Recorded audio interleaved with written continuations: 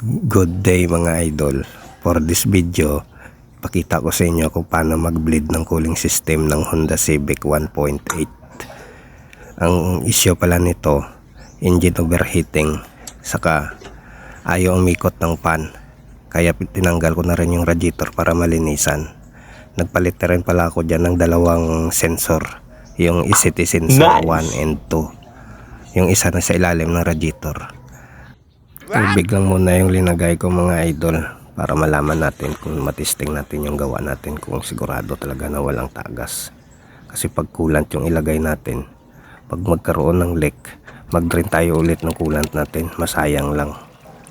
Pagkatapos natin malagyan ng tubig, pag okay na, pwede na natin i-drain sa kapalitan na natin ng coolant. Pero sa ngayon, testing lang muna to para malaman natin kung may leak talaga o wala. Kasi pag maglagay tayo ng coolant dyan na may leak, sigurado matatapon yung coolant natin. At yun, napuno na namin mga idol ng tubig. Pinaandar na namin. Saka makita mo wala ng bubbles kanyang sa ibabaw na lumalabas. Okay na mga idol, wala nang problema. Hintayin na lang natin yung fan na umikot at saka na abot yung operator temperature. At nang umikot na ng fan mga idol, okay na to. Pwede na natin palitan ng coolant. Maraming salamat sa panonood. Paalam. Ganyan lang yung paraan namin sa pag-bleed ng cooling system mga idol.